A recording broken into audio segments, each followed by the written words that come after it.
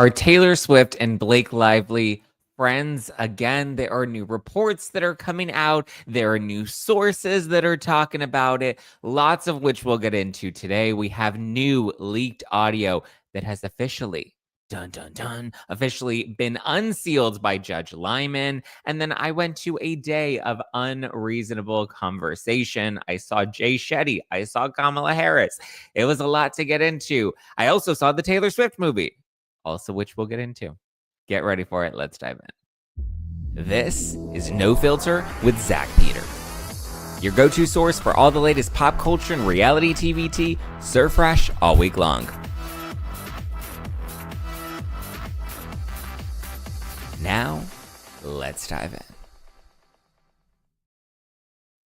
What's up, guys? Welcome on in, everybody in the club. How's it going? What's up? Happy, it's Tuesday. It's not Monday. We did not have a new episode yesterday because obviously we tape the episodes live daily. And I was at a day of unreasonable conversation. And so it's basically I guess like a conference, a convention-ish. It's an annual event that gets put on by Proper Daily and BPI. It's called the Day of Unreasonable Conversation. And I guess the premise of it is to actually, here's the description. A Day of Unreasonable Conversation is an invitation-only gathering to equip creators of culture, television writers, artists, producers, executives, digital storytellers for the year ahead. So, I mean, it's kind of cool. I feel kind of like, invite only, what? And I got invited directly. So, like, my management team was there and my talent agency was there, but I did not get my invite through either of them. Like, I was reached out to directly, and I was very honored to have been invited. And I also got to do the reception the night before that they had at Lighthouse Campus, which is an incredible place. It kind of reminds me of like Soho House, but like specifically for digital creators. They have like podcast studios and like places for like photo shoots and video shoots and like a whole kitchen that you can put together with like cameras everywhere to do content. It's really, really incredible. And so they had the reception at Lighthouse Campus the night before, and then a Day of Unreasonable Conversation.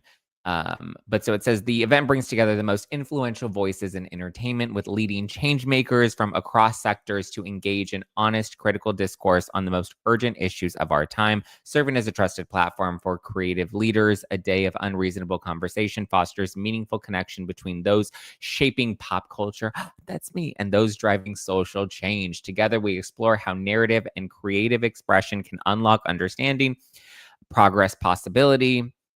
This year's event will take place. It was at the Getty Center. It was great. Had a wonderful, wonderful day. Learned a lot.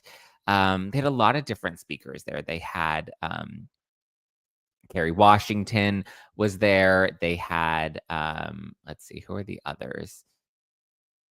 Kerry Washington, Kamala Harris was there. Hasan Piker, Shetty, Jake Shane, Karine Jean-Pierre was there. Linda Perry gave a performance. Oscar Nunez from The Office, Triple H. Yeah, they had a bunch of really, really cool. Tefi Pessoa. And just learned about her at the evening of Unreasonable Conversation the other night. And then she was also there the next day as well. So yeah, it was, I mean, there were a number of great guests. And it was a long day. It started at 9, or I guess the program started at 10, and then it went on until 6. And then we had there was like a reception afterwards, but it was like a full day of like panel after panel after panel, back to back to back to back to back. So it was a lot of information. The panels are really short. They were only like 20 minutes each. So I think the Kerry Washington panel and then the Kamala Harris one, those were a little bit longer. Or at least they felt a little. I think they were like more. They were a little longer. How was Jay Shetty? Jay's was really cool. He did a talk on, maybe I'll do like a members only where I dive into like the full day in each of the different panels. It was really, really cool. There were a lot of like other really big creators there. And I was just so grateful to even have been considered to be invited to these things. Like, it felt special, especially because like in the past when I had gotten invited to like these invite only things, I was like writing for Pop Sugar or I was running Jenny's Foundation, and I got in because of the organization's name, and that organization name is ultimately what opened up that door. Whereas in this case, my name opened up the door. I got to go in there because they saw me as somebody that is making a impact, hopefully a positive impact, on social media, or not, well, using social media, but in the realm of like pop culture and entertainment and all of that stuff. So that was very, very cool. Jay Shetty did a good talk on the algorithms and taught you how to hack the algorithm, because I think people get caught up in these like echo chambers. It was nothing new for me, but I thought it was a really important and powerful conversation. It was something that I was already doing myself. So like my algorithm, you're not going to get a lot of Blake Lively content or Housewives content. Like that's not in my feed at all. Even though people think that like that's a lot of what I talk about, I like to make sure that when I go on Instagram, my For You page, it's not even political. My timeline is very like, it's a lot of inspirational quotes. It's a lot of motivation. It's a lot of manifestation. It's a lot of workout motivation. It's a lot of running content. It's a lot of hot guys running and talking and showing their Strava. Like, it's very, very curated what I like to consume on my feed. TikTok's a little less. TikTok can be a little more wild with like but I like really funny videos, like the montages of like people falling, which I know sounds terrible,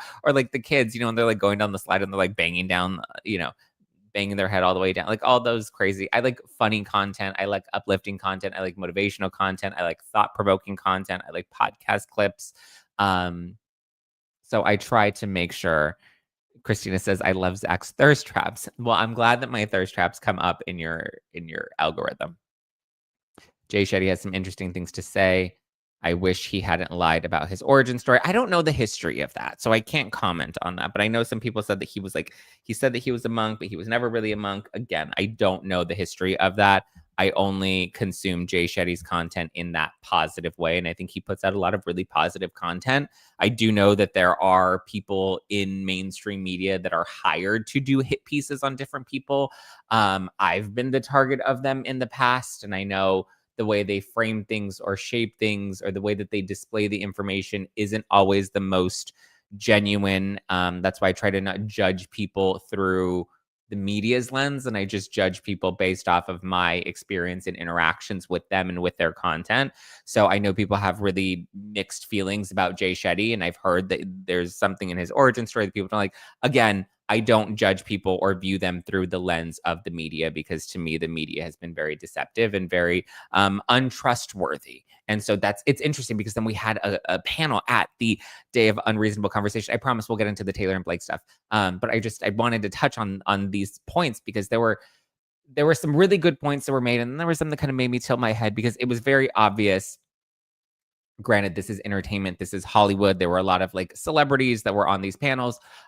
So understandably, it was a lot more like left-leaning, liberal, a lot of Democrats in the room. We got, some lectures about fascism. And listen, when the word fascism comes up, I kind of tune out at that point, because I just feel like we've over hyperbolized that conversation, unfortunately. And I feel like 2025's fascism is 2020's racism. It's just like, it's so overused and it's so shoved down your throat, and we're taking away from the power of that conversation by, diluting everything and putting it under this big umbrella term, and really whitewashing what that term even means, right? Like, let's be honest, we're not in a fascist regime right now. The fact that we can have these events, the fact that we can have No Kings protests all throughout the country, and people can openly, denounce ICE and can openly denounce the president, and they're not being locked up for these things. You can go on your social media and be super critical of the current administration and still wake up and go to work the next day.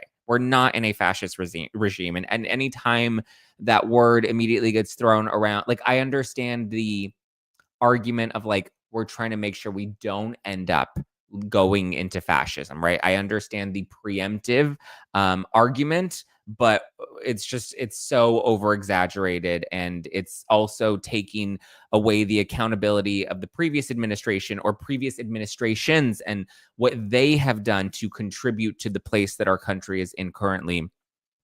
And I think, every leader that has run our country, Trump included, have all fumbled the ball a number of different ways that have led our country to where it's at right now. And it's just everything right now. Every day you wake up and it's fascism, fascism, fascism. And then we completely, abolish the last administration and what the flaws that they had. So yeah, but my point being, the second somebody throws out that term, I immediately am like, okay, that's not an intelligent conversation. That's not a meaningful conversation. And it's certainly not positive in an unreasonable conversation, which was the intention of this day, which my understanding was to bring people from different viewpoints together to show that we can have these uncomfortable and unreasonable conversations. And I thought that, there were some things that were said that really resonated with me, and some things that were said that maybe didn't necessarily relate to me or my viewpoint on things. But I respected that I got to hear that difference of opinion. I think I shared with you guys.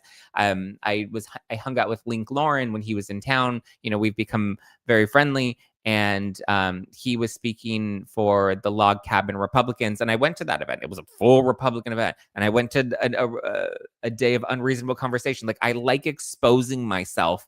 And this is like to the point that Jay Shetty was making about your algorithm. Your algorithm will continue to feed the content that you want. And even some of my friends, right, whether they lean on the left or the right, even some of them, I'm like, you need to get out of the echo chamber. You need to get out of the algorithm. You need to get off social media and like have conversations with people. And that's what I love, is when I can expose myself to people that are super this way and super that way, and like, really just try to humanize them. And so at first I was like, I don't know if I'm ever going to tell people that I went to like a Republican hosted event. Like, that's going to get me some heat. And then I was like, well, I'm glad this event came, because now I get to expose myself to the complete opposite. And it was a very liberal, democratic, left-leaning event. And you can tell the voices on the panels that maybe leaned a little more conservative, the audience was not a big fan of. There was one woman, I have to give her credit, and I did reach out to her on Instagram, but there was a panel about gender equity and equality and feminism and female empowerment. And interestingly enough, it was moderated by Liz Plank, which we'll get into the Blake Lively stuff in a minute. But Liz Plank, I didn't even realize Liz was going to be there. But Liz Plank was there, and she had to moderate this panel. And on the panel, there was a gender equity expert and strategist, what I don't even know what the fuck that means. But her name was Vicky, and she was there to, rah dismantle the patriarchy, and good for her. But then they also had this other woman, Brittany Hugo Boom. I'm assuming. I'm hoping I'm not mispronouncing that. But so they had both of these women on this panel that Liz Plank was moderating. And when you're the moderator, you're supposed to be nonpartisan, right? You're supposed to like not take a side, and you want to really bring out the viewpoints that everybody is sharing. And so Brittany and Vicky did not get along, because Brittany, they were referring to her as a trad wife. More of like the traditional, woman that embraces being a mother and embraces being a wife that can still have a job. And like Brittany, she's the founder of EV Magazine. And so she has her own thriving business. Good for her. But she also embraces, traditional femininity and the divine masculine and the divine feminine, and being a mom and being a wife. And I thought that it was really powerful for someone like Brittany to go on stage and to embrace those more conservative, traditional, values at home. And I think that triggers people that choose to not get married and they don't want kids, and, will choose a more unorthodox lifestyle. And you can tell Vicky was very triggered by it. The gender equity expert and strategist. And but I just have to say, I really do respect Brittany, because the audience very much pushed back on her, and the other panelists very much pushed back on her, and did not really give her. And I understood that there was this inherent feeling of maybe judgment that they felt was coming from her, because they chose a more untraditional path. Whereas I understood Brittany's position of being like, but it's okay to be traditional. It's okay to have a more conservative lifestyle. It's okay to embrace the things that we biologically innately are drawn towards, right? Before we had girl boss moments and, business entrepreneur empires that we were building in a modern day society. Traditionally, if you go back to ancient times, the men were the providers and the women were the nurturers, and that came from our biology. That's embedded in our DNA, and obviously the world has changed very much, and so that nuance is obviously now a part of that conversation. But I just appreciated her willingness to be bold and brave and to own that part of her, and to be like, we should have more of this. We should embrace this more, and we should encourage women to, it's fine if you want to live a single girl boss lifestyle. That's incredible. But it's also fine if you want to be a mom and to be a wife and to embrace those values as well. And I just had to give credit to Brittany because, like I said, the audience pushed back on her, and Vicky very much pushed back on her. And she was like, statistics and facts and like, she was just very condescending, which to me, I'm like, you're on a panel about feminism, and it's very obvious you're not embracing those traits because you feel some sort of judgment from her. And that seems like something maybe we should work out with the therapist, or let's work it out on the remix, as Charlie XCX would say. But I also appreciated the panel on masculinity. And that had Terry Crews, the actor. I think a lot of people know him from White Chicks. He was, that's my favorite role of Terry's. He's been in a ton of movies. They also had this guy, Gary Barker, and Victor Fontanez. He's like a digital creator. He's like a barber. And so they were on to talk about masculinity. And obviously the conversation around masculinity has been very much like toxic masculinity and take down the patriarchy and fuck men and all that stuff, right? And I really appreciated that this conversation did not contribute to that. It wasn't just like no, we need to dismantle toxic masculinity and it's okay for men to cry. And not that it's not okay for men to cry and have emotions. That's not what I'm saying at all. But it's like we very much villainized masculinity, and we're like, no, masculine is bad, men are bad. And I liked that this panel talked about how that has had a negative impact on men's mental health, because for years you've been taught that like being a man is bad, and as a man you are bad. And that's not to say that there aren't a ton of men that haven't, fucked it up for a lot of us, but it's interesting that that pendulum is now shifting back into the other direction and being like, wait, there's a balance in this conversation, and men can be masculine and men can be protectors and providers. And, obviously in a modern society, there's a heavy burden that falls on you. And it's not just hunting and bringing food home to your family as your wife, is breastfeeding with babies. Like that world doesn't really exist anymore. However, it was an interesting conversation. So I really appreciated that. What other panels did I really like? The one about like the news and misinformation, that's the one Hasan Piker was on. And I will say, of all the speakers, he was probably my least favorite. And it was because he was very polarizing. And not that he doesn't have a right to be, not that he doesn't have a right to free speech, but everybody in that panel knew that like there are nuances to these conversations. So let's try to like find common ground and meet in the middle. Whereas when it was Hasan's opportunity to speak and he was talking about misinformation or why legacy media has died. And the whole point of this panel, my interpretation was, it was talking about why we've lost faith in traditional media and legacy media, and why we're now leaning towards independent creators, and how that's dangerous because it's unregulated and it's unchecked and And obviously that's a conversation that I've had as we've had this uphill battle with the mainstream media and the independent creators that have kind of had this clash moment in our culture with the Blake Lively coverage. And obviously they have a duty to protect Blake Lively and Ryan Reynolds. And that's just the bed that they've made for themselves. But it was so interesting. I'm going to talk about Hasan Piker in a second, but I also want to take a quick ad break for this week's sponsor, which is Nutrafol. So quick pause. Okay, I know you've seen a million different ads for hair growth products and thought, yeah, sure, like that actually works. I did too, okay? And then I found Nutrafol, which I can confidently say isn't like the rest of them. Nutrafol is physician formulated, clinically tested, and dermatologist recommended. If you're dealing with hair issues like thinning or shedding, but you feel stuck and aren't sure what to try next, I highly recommend you give Nutrafol a try, okay? Nutrafol is the #1 dermatologist recommended hair growth supplement brand, trusted by over 1.5 million people. You can feel great about what you're putting into your body since Nutrafol hair growth supplements are backed by peer-reviewed studies and NS NSF Content Certified. That's the gold standard, okay, in third-party certification for supplements. See thicker, stronger, faster hair with less shedding in just 3 to 6 months with Nutrafol. For a limited time, Nutrafol is offering our listeners $10 off your first month subscription and free shipping when you go to Nutrafol.com and enter the promo code NOFILTER. Find out why Nutrafol is the best-selling hair growth supplement brand at Nutrafol.com, spelled Nutrafol.com.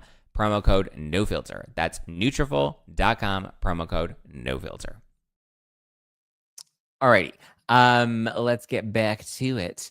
Hasan Piker. So my issue with Hasan was really, so everyone was like, I mean, and listen, there was like one woman who was like, super Republican, but she hated Trump, and she was like, he's dismantling democracy. And she's like, I can't stand him. So I appreciated the sentiment of like trying to bring different voices to the table on these different panels. I thought that was really important. And this was the only, this panel, and then there was a panel about like trans rights, and those were the two panels that I felt like were the most partisan in a way.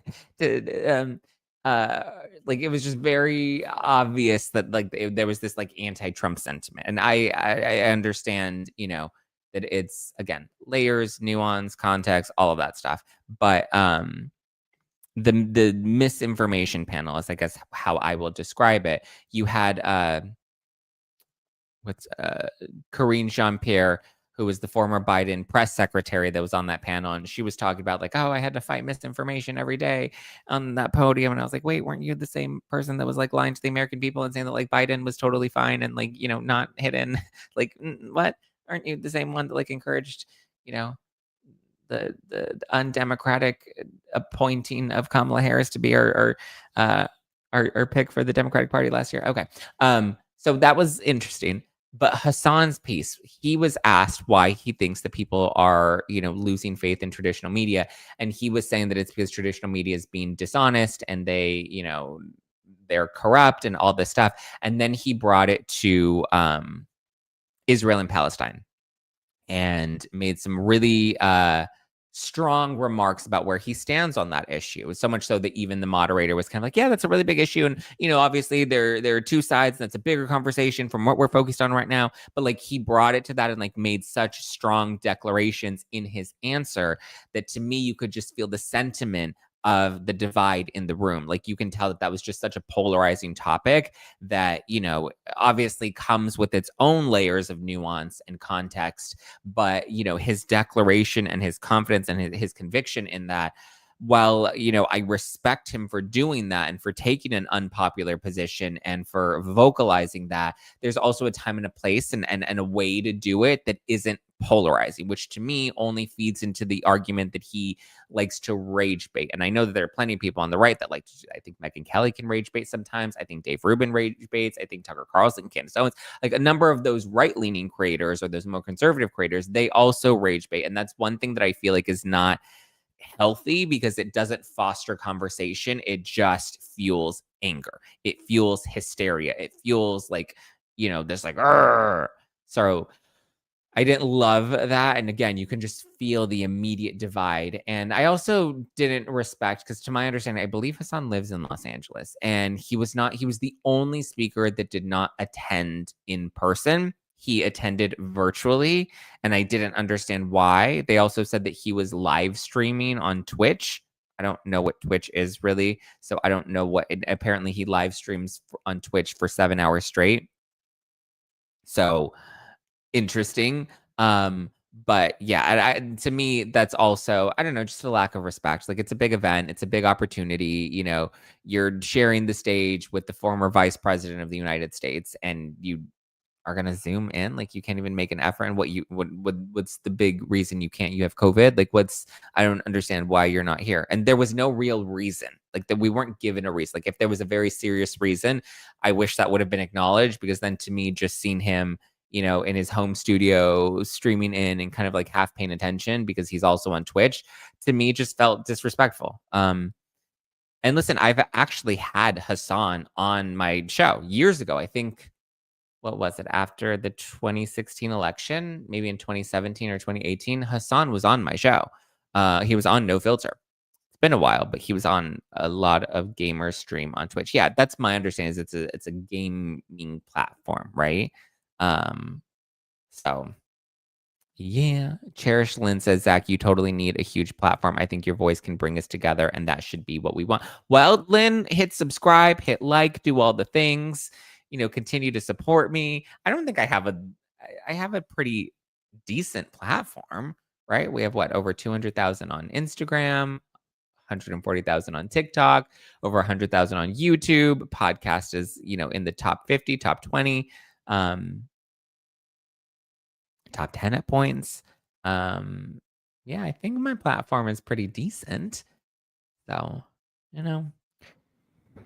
Uh Kendra says I wouldn't even come to the event if Kamala was there, let alone video call in. So maybe he was trying to be respectful. I don't know. I went to the event. I had no problem going to the event. And seeing the I really appreciated, and I called Donna after the event as I was heading home, and I was telling her, I was like, I really love that I came to this event, and it really challenged a lot of my ideas, and it challenged a lot of my viewpoints, and it made me see things very differently, and it made me, have a different perspective on certain issues, and also made me understand people in a very different way. And sometimes my understanding came out of some of these panels as like, wow, that's a really fucking crazy person. But there was another panel. Shit, sorry. I know we're going like really long on this, but there was another panel. At first, it was on climate change. And I was like, climate change? Like, what? All right, here we go. We're going to lecture about climate change. But it was it was actually moderated by Don Cheadle, the actor. And it was these two, it was this father and his daughter. His name is Rick Joyner, and he's an author and a minister, and I believe evangelist.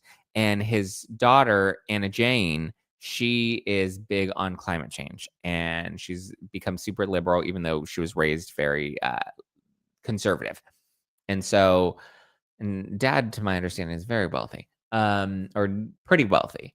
And so it was interesting watching that panel because they see things very differently politically for the most part. And they even talked about how they have these differences in their families, but the important thing is to not fight with each other. Or they said that the important thing when they have these political disagreements is to not attack each other's character, which I thought was super, super powerful, right? Super powerful. And it was just nice because you could see that they were divided on certain issues, and you can see that they didn't agree with everything. And again, we're only scratching the surface because each panel was only like 20 minutes. But I appreciated that, we had that conversation where we could see people that are in the same family that are actively choosing to love each other and actively choosing to continue to be part of each other's lives. And I thought that that was really powerful, even though there wasn't a ton of what they each said that maybe, really struck a chord, but just the sentiment of that panel alone, especially coming from Don, who is the moderator, I didn't expect him to take that unorthodox approach. You see him is it in Avengers? He's, right? I feel like he's in one of the Avengers movies. Who does he play in Avengers? Yeah, he was in Iron Man. So, yeah, it was interesting. You don't often expect someone that is in Hollywood to kind of sit with that discomfort. And so, there were other people at the event, and they're just like, I was surprised that Don was even sitting there, and he was, can you believe he was entertaining that? No, no, no. I was like, yes, I can, and I like this. I like it a lot. But yeah, that was one point that I thought that they made to really um make sure to say that uh you shouldn't attack each other's character, and especially if you're family, you should not allow family to be separated because of politics. Was Jane Fonda or Ted Danson there? They do amazing work on the Ocean Project. Well, we actually didn't learn a lot about climate change in that panel, like at all. But Jane and Ted were not there. I believe Jane has been a speaker at this event in the past, though, but she wasn't there this year. They did like AI. Joseph Gordon-Levitt was on a panel about AI, which was interesting. They did like a superheroes panel, which was interesting. There was one with this guy from uh, the WWE Ultra 8 Triple H. That was really cool, and I could tell, he was one of the more conservative voices, and he was like, "We need to make children healthy again, and we need to, like, get PE going again," and it was funny. That was also apparently a controversial hot take is that kids, should get back to doing PE. Some people did not like that, and I was like, "What? What happened? We don't like that kids are getting healthy again? What? Okay." But no, it was a good event overall, and I was really grateful to have been a part of it. And even the Kamala Harris piece, like, first of all, when you hear the cackle in real life, when she came out and she immediately started cackling, she definitely is very long-winded. I think the moderator asked like 3 questions, and Kamala like just went on these long, very tangent answers. Um, but the cackle, when I got the cackle in person, I was just like, "Oh my god, cackle, cackle!" I loved it. I was like, "Oh, I feel like I just fell out of a coconut tree." It was great. Very much hate it. Very much loved it. Sorry, I was reading that Christina says her daughter hates PE. Yeah. Um, Triple H is very health oriented, and I appreciate it. Yeah, I wasn't familiar with him prior to yesterday's event. But Kamala, Kamala was Kamala. I appreciated some of the things that she had to say. There was a lot of like democracy is under attack and fascism and misinformation and all this misinformation. I'm just like, lady, this is rich coming from your administration who very much censored social media and pressured the press. And so many of them have now come out and written books and talked about the Biden administration, a lot of which people on the left just want to completely sweep under the rug and gloss over. And I'm like, why don't we have a fascism conversation about any of that shit? Because a lot of that was crazy and a lot of that was done in the shadows and a lot of that was done and was hidden from the American people. And we don't have that same level of outrage. Um, and then of course, we've seen her on her book tour, which by the way, we're doing her book this Sunday. We're going to do a Zoom where we recap. I don't know if we'll do our standard like chapter by chapter. I think I'll read the whole book and then maybe take my biggest takeaways and maybe we'll kind of just discuss it. We'll see. We're playing around with Supercast and No Filter All Access and how we want to do that. But yeah. But it was funny. You should have worn your coconut tree shirt. No, I wanted to like look cute and smart, and I had my fake glasses on and everything. Um, which I would shout out Pair Eyewear because they were my sponsor and they were the ones that gave me those glasses, but they have pulled their sponsorship since. So I do not encourage Pair Eyewear, but I do thank them for sponsoring the show for the months that they did. But it was a contract through the end of the year that got cut short. But the Kamala thing, she was talking about how like she keeps saying that this is like the closest election, the closest election. This is the close. Well, they're not entirely fake. They're blue light blocking glasses. They're not like completely fake. They are blue light blockers. They just don't have prescription because if you guys remember, I got LASIK a couple years ago, so I no longer need prescription glasses. That said, um, she keeps saying that this was the closest election, the closest election. I'm just like, listen, ma'am, I hear you, and I get it. You're focusing on the popular vote number, right? But also, you lost the popular vote, which is the first time a Republican Party has won the popular vote in how many years? You also lost the Senate, you lost the House, you lost the presidency, you lost the popular vote, you lost every single swing state. Every single swing state, guys, every single swing state. That to me was like, and some people, well, land doesn't vote. And when you show the map of like all the counties that turned red, da, da, da, I was like, yeah, but all those counties represent people that live there, right? And those are people with votes that matter too. So, yeah. But yeah, she kept on with that.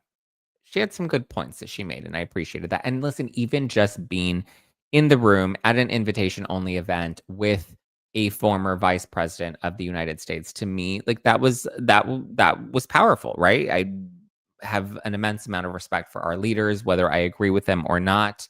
And I think that, I was honored to have been in that room and to have been able to see our former vice president. Like that's one of the highest levels of, service in our country is the president and the vice president. So I'm glad I went. Very grateful for everything that I was able to take away from those conversations. And, Adriana says, I don't like Hillary, but her and her suit at least won the popular vote. Yeah, So, you know, Zion. Yeah, hear me. Yeah, feel me. Copper says, it wasn't that close. Yeah, it wasn't that close. Like, we can tell he's upset, though, you know? So.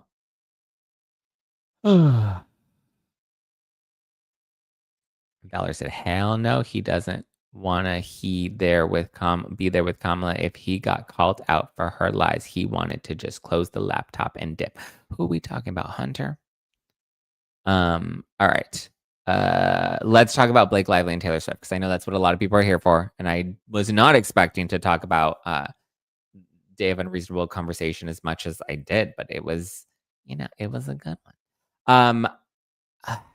Every day I become more and more convinced that Blake Lively and Taylor Swift are going to be friends again at some point. I don't know if Blake will be at the wedding,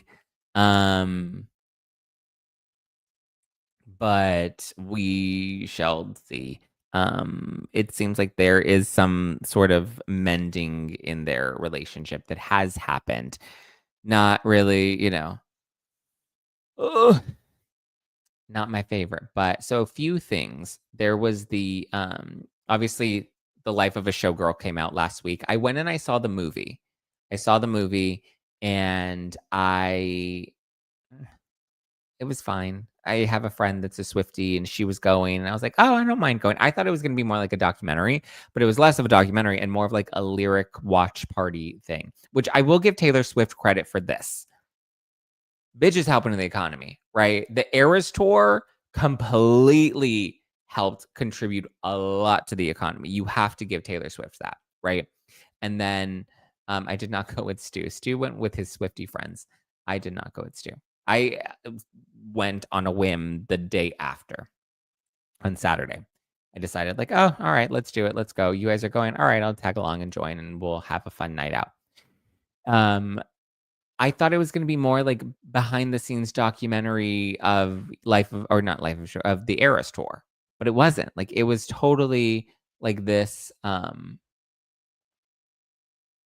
We got a lot of the behind the scenes of Life of Ophelia or Fate of Ophelia, sorry, the music video.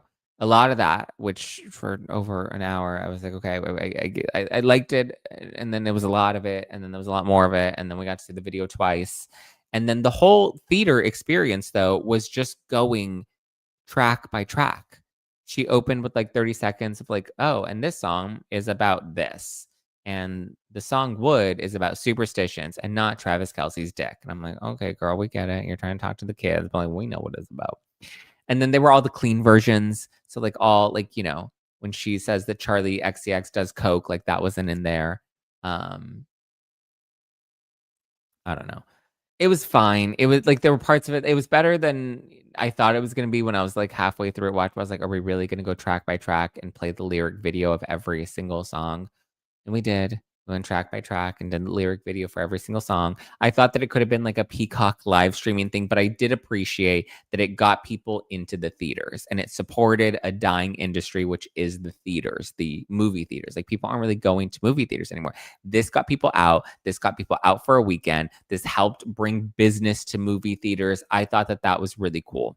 And I was very much glad that, there was, because I was thinking, I was like, wow, like normally like theaters would be dead and empty. And the fact that people are going out and some people are going to the movie theaters by themselves and like having their little cocktail and they're doing their thing in the theaters and they're living their life. And I thought that that was incredible. I thought that that was great because normally these people would just be like chilling at home, scrolling TikTok or something.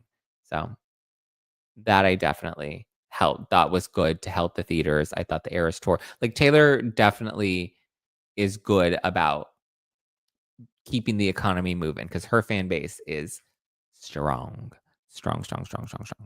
Um, but so everyone was saying that Canceled is about Blake Lively. And I know last week I was like, I don't think it is. I don't think it is. I don't think it is. And then other theories have come out. Is it about Brittany Mahomes? Is it about Sophie Turner? A lot of people seem to think that Canceled is about Sophie Turner. Some people think it was a nod to Sabrina Carpenter.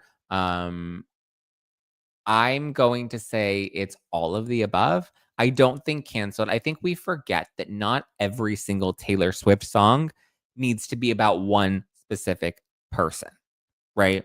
I think the Like, it's the songs can be influenced by people and influenced by experiences that Taylor has had, but they don't necessarily need to be a song about one specific person necessarily.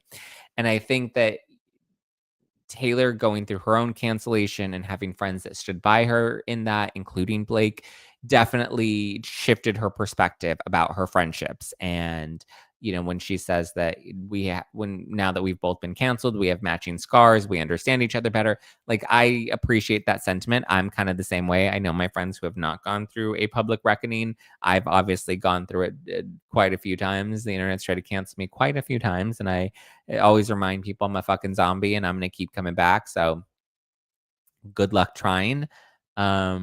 And I do appreciate the friends that have gone through it. And a lot of my friends, or a lot of people, not even just my friends, people in my life, when they're going through it online, a lot of them do come to me, and or I'll reach out to them, and I like to, I always like to tell them it's like going to the gym. When you first go to the gym, you're going to be sore. It's going to be hard to lift. And then as long as you keep showing up and you don't let them bully you out of the gym, if you keep showing up, you keep building that muscle, you keep building that strength, you keep going another rep stronger, and you build that armor, you know, which I think is great. And it just I understand the sentiment of the song. I didn't think that it was directly about Blake, but here's where I've started to shift my perspective. One, because I thought people being like, "Oh, she said she likes them dipped out in Gucci, and Blake was the face of Gucci." And I'm like, Blake was the face of Gucci like 25 fucking years ago. Back in 2013, she was the face of Gucci. Like, Taylor's not making. Do you know how many faces of Gucci there have been since then? Do you know how many faces of brands Blake Lively has been since then? So, no, I don't think the Gucci reference was a reference to Blake Lively at all. All right, I think we can, stop trying to make Gucci happen with Blake Lively. However, there are reports, I think Demois came out, Daily Mail came out, and they were saying that, Blake and Tate, like, there have been apologies that have been made. They're not friends again, but there's some hope within their friendship. They're working on things, which I get. To me, the biggest indicator that canceled was maybe a reference or a nod to Blake was the bracelet. If you've seen the TikToks, you know the TikToks. But it's more than just the bracelet. So in the spot on Spotify, right? Because we love Spotify here on No Filter. Go Spotify. We love Spotify. Hey, Spotify. Hey. Hey, Spotify. Hey.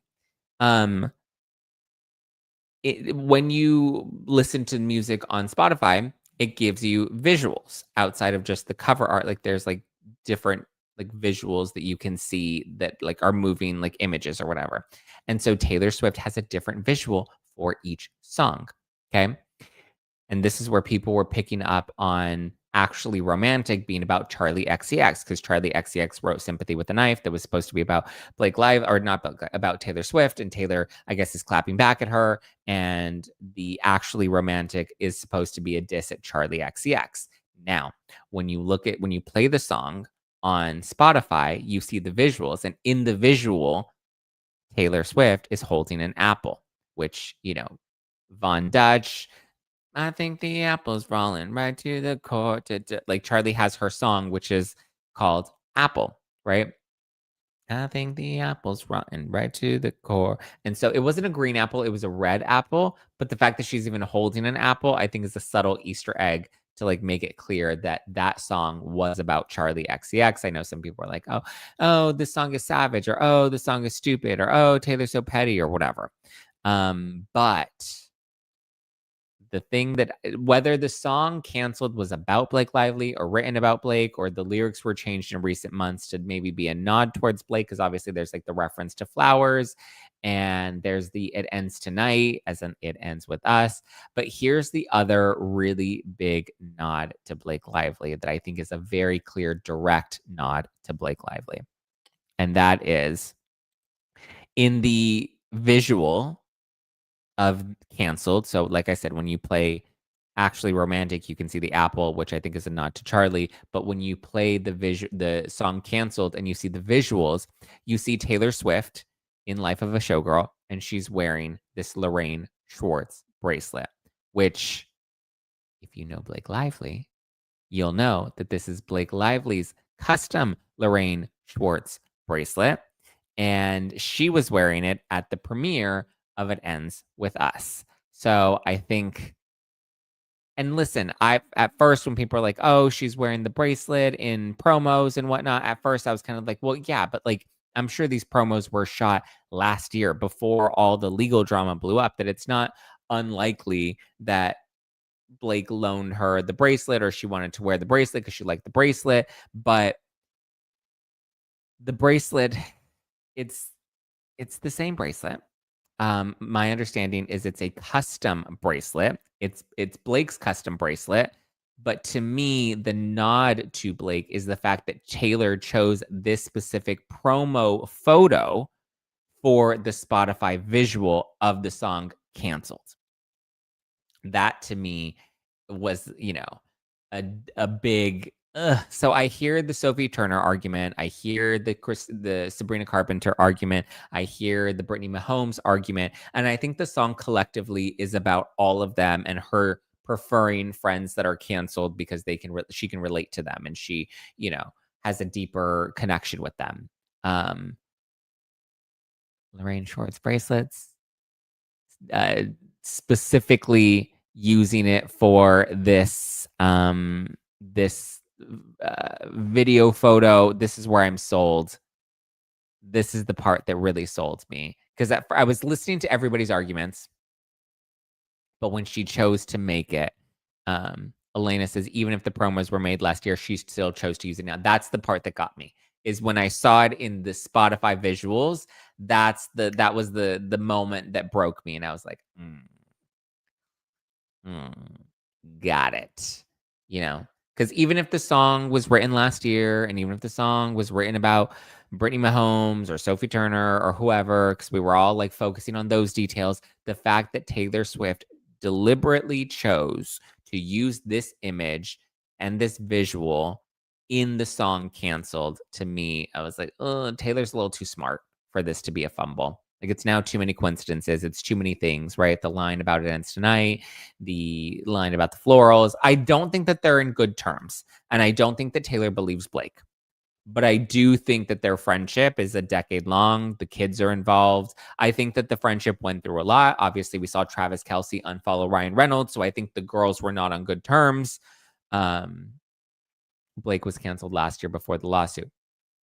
Was she really canceled, though? She got some heat for the little bump thing, which also, yeah, that could have been Taylor's motivation in that as well, is being like, yeah, that Blake has been canceled. And it could have been a culmination of those things, right? Because the internet turning on her for the little bump music video, that was last August. So that could have been when Taylor was writing this music as well. So again, it could have been Sophie Turner. It could have been Brittany Mahomes. It could have been Blake Lively. It could have been a culmination of all of them. But again, to me, this visual on Spotify was kind of the real kicker for me. And so there were some sources that spoke out. I don't think anybody officially on like Taylor's team, but there were some sources that claim that they're on better terms. Taylor and Blake are on better terms. But she has made it explicitly clear that she is not going to endorse Blake or publicly support Blake, which makes sense. I think I think she knows that Blake is lying and she can't support her, but I think she also understands Blake's in an impossible situation. And she's still her friend. I mean, think of your friends that you've had for over a decade that, are like sisters to you or whatever. Like, a source also told the Daily Mail, Taylor and Blake have reconnected and some apologies were made about her being dragged into the lawsuit, but it is no way a signal that she is supporting Blake in the ongoing case because she wants to stay out of it. So I believe that. I believe Taylor is like, listen, I don't know if Ryan's the one pushing this or pressuring Blake into doing this or what the situation is, but I think Taylor does feel bad. And I think Taylor does have some level of like empathy for Blake because they have a years-long friendship, and that's understandable. We may not like it, but if she truly blackmailed Taylor, how could you forgive that? I don't know. I've forgiven things with friends, you know. I don't know. I don't know if it's a full forgiven, but like a I still love you. I just don't like you right now and I just need some space. Like I don't know. No, none of us really know what's going on in that friendship other than the two of them, but I think they definitely have had some rocky times this past year, 1000%. Didn't she threaten Taylor with the text messages? Well, it was her attorneys that were threatening Taylor's attorneys of like, listen, if you don't issue a statement of support, then we can't guarantee that your text messages aren't going to get out there. And it was more of like my understanding was it was more of a veiled threat of like, well, if you don't protect us, we can't protect you. And we know that there's some incriminating things in those text messages. So you should probably, you know, should probably do it. PM Donna says, except Taylor says all the time that the Easter eggs are never about her personal life. Is she just lying when she said that? I mean, is this technically her personal life? You're two, you know, stars in Hollywood that are very public and your friendship is very public. Is that really your personal life? I mean, and come on, her songs are about her personal life. So I think she means like personal life, like maybe stuff going on at home or with her family or like private friendships. I don't know. We'll see. JT says also this helps reinforce that I never will trust mainstream media or will get my info from Zack and a couple of others. Listen, but take our info with a grain of salt to the point that I heard yesterday from that misinformation panel, which I disagreed with a lot of it. To that point, it's like you do like social media is very unregulated. There are a lot of people who like to rage bait. There are a lot of people who will pander because it gets their numbers up and they'll just tell you what you want to hear. To be mindful of that. I would say expose yourself to people with differing viewpoints, differing opinions, people that challenge you, because that's really uncomfortable. And I think we need to listen to more of that, not with the intention of feeling like we're going to be persuaded one way or the other.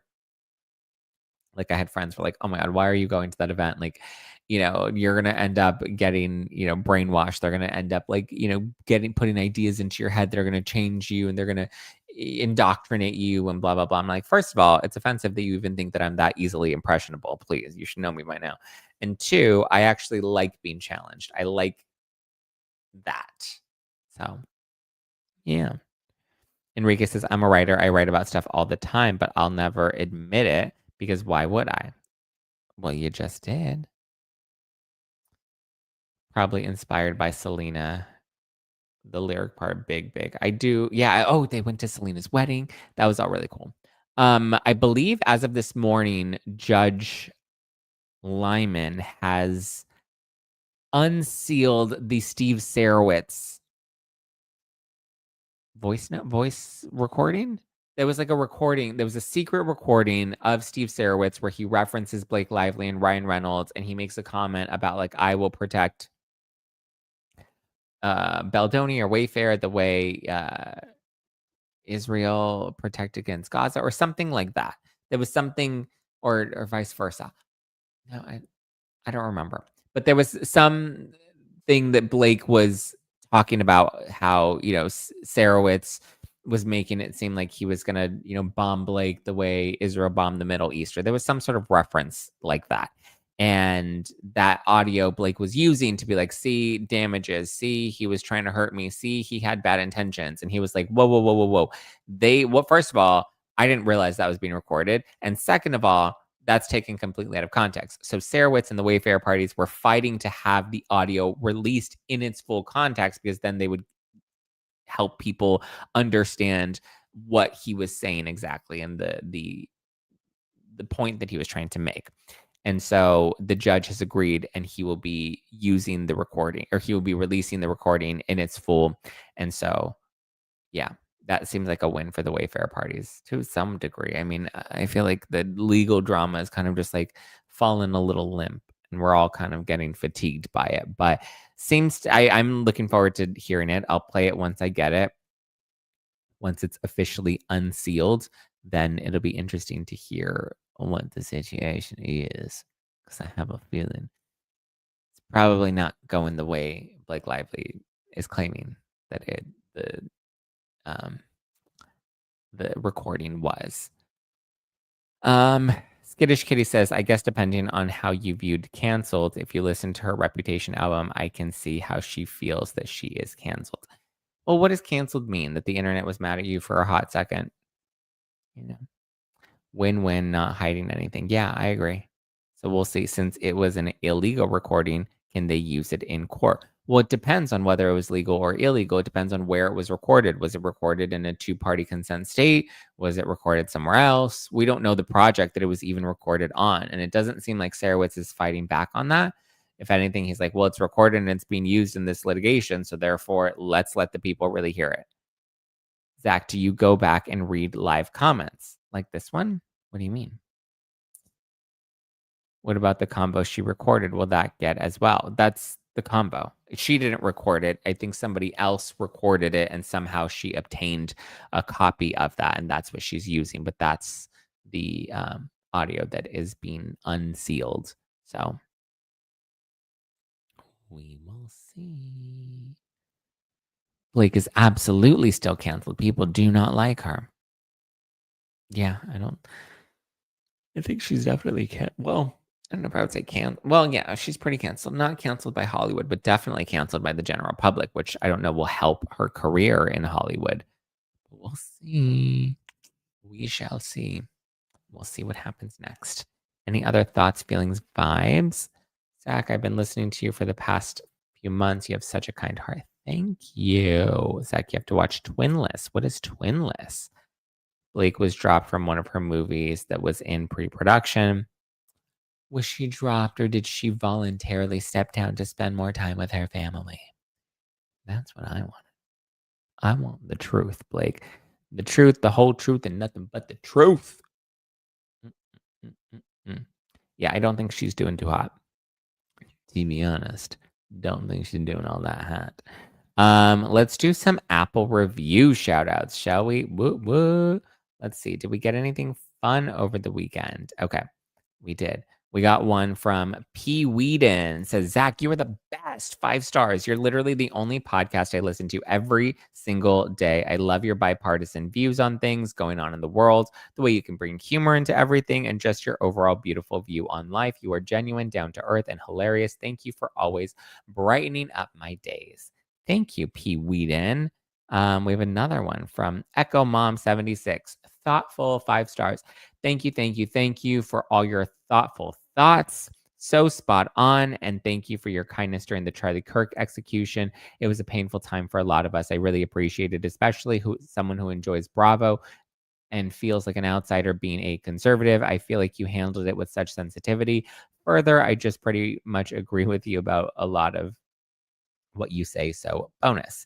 It's okay to feel like an outsider. I often feel like an outsider, especially when I go to some of these events, right? I feel like I already know I'm not one of the cool kids. I've never been one of the cool kids.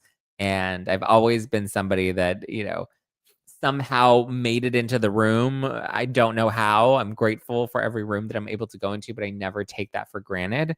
And I try to be a good person, but I also know that sometimes I have a big mouth that gets me in trouble and triggers people. And I think that that's challenging for a lot of people. And so I understand when I have to be the friend that they cut out or, someone that is the bad one, the controversial one, whatever the case may be.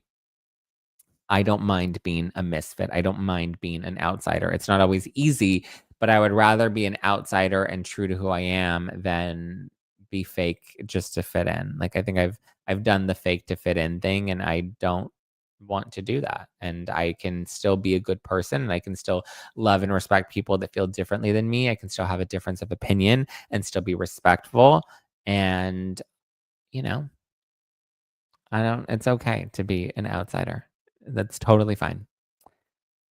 Kitty says, leave Baldoni alone. Ugh, the trial can't be any sooner. I know we have until March. Okay, let's see. What other reviews did we get? Oh, here we go. Mindy F says, painful, 1 star. If you want to listen to a show with so much downtime where the host is looking up stories to speak about in real time, then this is the one for you. I, however, prefer to listen to a show where the host shows up prepared and isn't mumbling while they're fact checking on Google while you're going along for a boring ride. In all fairness, all my friends who recommended this show said that it has become increasingly hard to support lately. So unfollow. Bye. Thanks, Mindy. Appreciate the 1 star. Let's see. Lily says fun and quirky, but very political. 2 stars. Okay. Different 2 stars. Okay. 10/3/25. Here's an update on my review. Well, actually, here's the first review. The original review said, I get a kick out of listening to Zack. He's quirky, funny, witty, and adorable. He seems like a genuinely nice person who's doing his thing and having fun while doing it. The only thing I don't love is his conservative points. I certainly would appreciate them if it was more balanced, and he fairly noted the other side as well. As an independent, I appreciate political commentary as long as it's balanced and the positives and negatives are pointed out for both sides as merited. Just look past that and you will enjoy this podcast. Exceptional discussion of current day happenings because this guy does his research. Thank you. Here's her updated review. That was her original review, and this is her update as of 10/3, so last week. I'm slowly pulling away from listening to his podcast, and I really don't want to. I'm hoping he sees this review. He sees reviews like this and comes back to not being so one-sided. Everyone has their own views, and that's okay. But on a public platform like his, this is where he claims to be balanced, and it would be nice to hear all the right thoughts. He didn't used to be this hard on it. If his goal was to switch his brand to this, I respect that. Do you? But I just didn't think that that was his original point. What did you think my original point was in hosting a show called No Filter with Zack Peter? My point was to have no filter with Zack Peter. My show is commentary. My show is not news. We cover news, but mostly my commentary of the news. If his goal is to switch his brand to that, then I respect it. But I just didn't think that that was his original point. I came here for the fun updates to pop culture, not MAGA defensiveness. The recent rant on Kimmel was crazy and highly slanted. If you just listen to Zack, you'd think Kimmel said something abhorrent. But all he said was an off-color joke that MAGA was blaming the other side when they know it's one of theirs. Nothing bad about Charlie or his family. Please, Zack, make it fun again. Listen, I can only make it as fun as you, as we make it together, right? I can't. Sorry, I can't. I'm not sorry. I can't apologize for being me. I can't apologize for talking about the things that matter to me. And when the worlds of politics and pop culture intersect, it's so annoying sometimes because it's like Jimmy Kimmel can go on his monologue and go on his political rants night after night, night after night, night after night. And I was very clear that I didn't personally take offense to the comments that he made about MAGA after Charlie Kirk's death, but that there was clearly enough people that had that reaction that should have been acknowledged if there was a true intention of wanting to make that right. Because I had people that called me that week, friends, they're like, why do you think he deserved an apology? And why? I'm like, I've been very clear. I did not say he should have apologized. But I would have appreciated an apology. He is free to do and talk about whatever he wants to do and talk about, right? But I think if you're trying to heal that divide, and if you're trying to mend, and you're trying to, acknowledge that you did hurt people by what you said, then yeah, an apology would go a long way. Do I personally need an apology from him? No. Would I prefer an apology about his comments regarding COVID and people that weren't vaccinated and all of that stuff? Yeah, that's why I chose to cut out Jimmy Kimmel I never really had him in my life. I didn't really watch his show ever, but I would see the things that he would say for years, and we're okay with him going on his political rants on his show, which is supposed to be comedy. And I don't know, there's just that juxtaposition that I try to understand and reckon. But listen, my show is not just fluff. It has never always been just fluff. I understand that there are people that have come and gone from the show over the last 10 years, but I want to remind people I have not become political. I have always talked about politics as they've intersected within entertainment and pop culture. And right now, our culture is very much, blending with the political world, right? You have a celebrity that became a president. That kind of changed things. You have a number of celebrities that are making it their entire identity to be against the current administration and the current president. And so that becomes challenging because you can't just put your head in the clouds. And I know that there are plenty of podcasts that do that, and I love and respect them and support their journey. My show is called No Filter, and I'm always going to keep it 100% with no filter. Always. I know that that may trigger people. I know that may upset people. I know that that may make people uncomfortable. My goal is not to ostracize you. My goal is not to trigger you. My goal is not to change you. If anything, I just hope that you listen to what I'm saying, and maybe there's a shift in your perspective, a shift in your consciousness, an opening of your mind, an opening of your heart, an opening of your whole, I don't know, whatever makes you feel, most valid to who you are. But I want to remind people the show started in 2015, which was right before the 2016 election. And with the 2016 election, I did a number of episodes that were dedicated to the election. I talked about Hillary Clinton, when she was considering running for president. And I did I did 2 episodes at that time. This is 2016. This was 9 years ago. I did multiple episodes, but I did one episode that I called Vote for Hillary. And then I did another episode called Vote for Trump. And I had people that came on my show and I said, sell me. Give me your argument. Why do you think I should vote for Hillary? Why do you think I should vote for Trump? I was like, I'm an independent. I'm in the middle. I am hearing that this is the most important election of our lives, which is what we hear every election cycle. And sell me. And I had people that were pro-Trump that came on the show and sold and tried to sell me. And I had people that were on, the opposite, that on Hillary's side, and that tried to sell me as well. And I liked that. And I'm like, listen, my job is not to come on here and tell people who to vote for, but my job, and I don't think I've ever told people who to vote for. I've shared some of my own personal opinions, but I've never tried to dictate what I think, or I've never tried to.